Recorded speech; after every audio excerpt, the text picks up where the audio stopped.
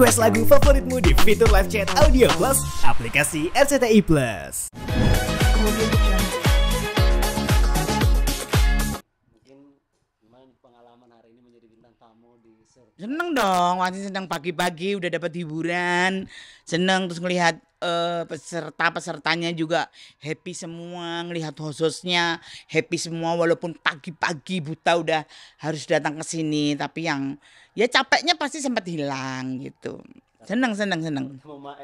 Ya pertama kebetulan udah beberapa hari yang lalu karena memang aku ada sahur kan ya, ada sahur jadi kayaknya belum bisa deh gitu loh aku lanjutin gitu. Kebetulan semalam sih ada sama Raffi sama Nagita pernah sempat main ke tempat kos sampai jam 3, makanya wah kalau ini aku terusin tidur bablas. Makanya aku jam 4 udah berangkat di sini, masih ditutup, masih sepi, tapi ya mendingan aku istirahat di sini daripada aku istirahat di rumah Jadi gitu. belum istirahat sama sekali nih. Udah tadi udah sempat tidur ya, dapat 1 jam 1,5 jam, udah enak lagi gitu loh.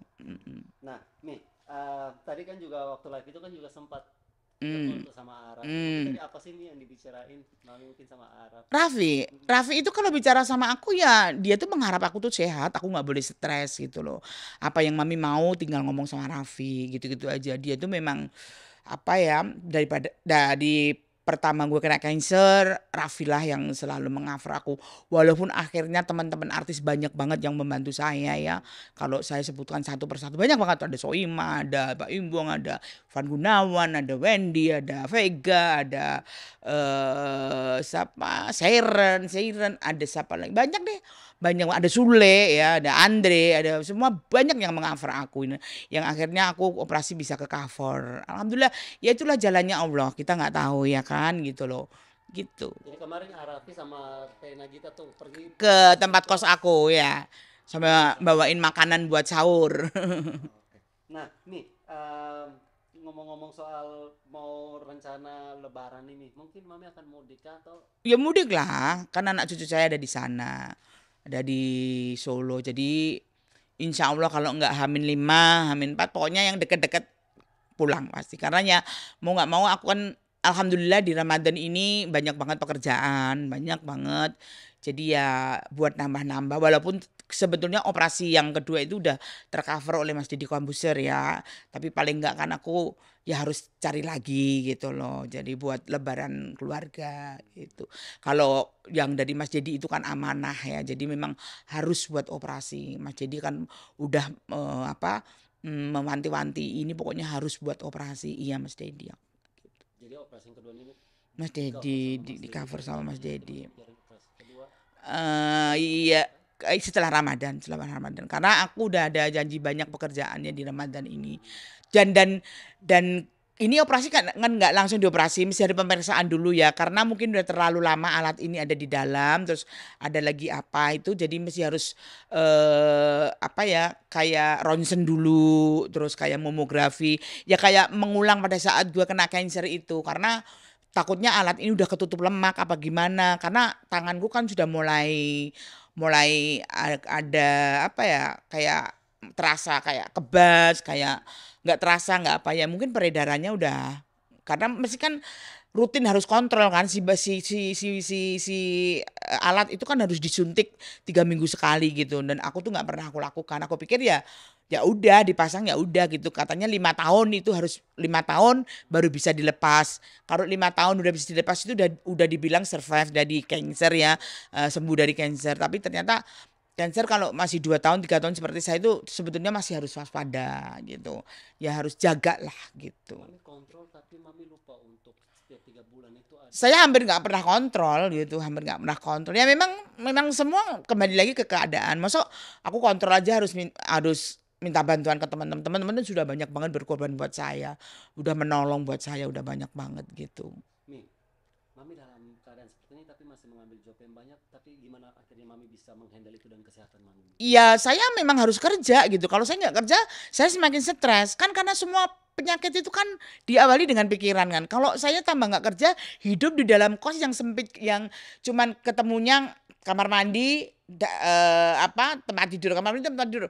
Apa nggak tambah jenuh aku, tambah nggak karu-karuan aku gitu loh. Kalau aku pulang ke Solo terus gimana gitu, aku nggak kerja kan. Dan alhamdulillah dengan keadaan kayak gini aku masih dipercaya sama TV, masih dipercaya sama teman-teman, mereka masih welcome, mereka masih bisa bekerja sama dengan saya, dan saya juga berusaha untuk masih bisa bekerja dengan mereka. Dan kalau kita ngurusin penyakit terus nggak ada habisnya. Tapi kalau kita kerja itu ya saya anggap saya cari duit nomor satu, karena pengobatan saya biar nggak putus. Yang kedua memang saya harus cari hiburan biar aku nggak sepaneng, biar pikiranku juga bisa. Karena memang pada saat aku happy, aku apa itu kayak gula terkontrol. Terus GERD-ku itu udah yang ngeludah darah loh. Itu udah sekarang udah sembuh. Ya itu dengan saya bekerja. Dulu pada saat kemo aja saya kerja. Karena saya nggak merasakan badan saya sakit semua. Kemo itu kan tahu sendiri itu sakitnya itu dan nggak ada obatnya. Mau dikasih obat yang untuk penghilang nyeri, udah nggak ada yang ngelawannya ya sampai kita bisa tidur itu baru bisa hilang. Itu ngerasain sakit aja 3 minggu selesai kemo lagi, 3 minggu selesai kemo lagi. Bayangin itu badan itu mati semua. Sampai yang aku jalan aja kadang-kadang sama suami, aku udah nginjak tanah belum ini, aku udah nginjak. Tapi pada saat gue ngadepin kamera, gue lari-lari kemana-mana tuh nggak ngapa-ngapain dan happy.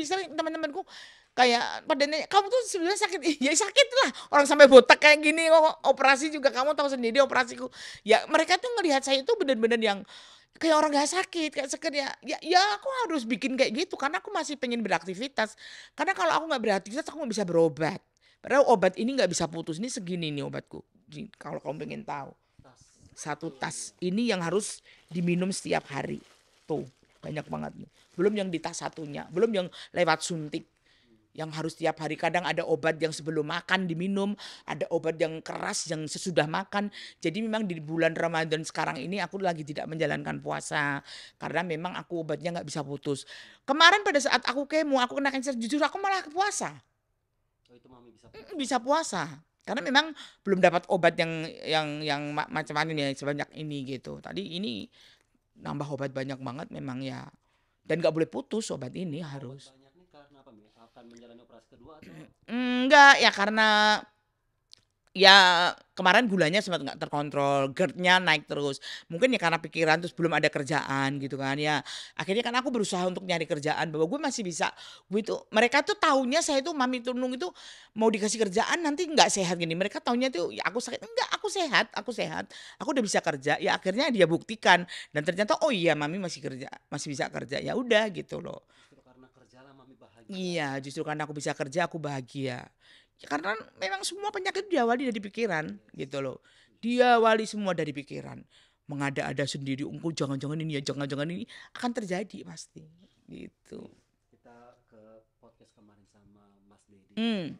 Mami sempat curhat juga tuh. Hmm. Banyak pelajaran yang masyarakat ambil dari Mami, bagaimana kita menghargai diri sendiri Ya. untuk kebahagiaan diri sendiri.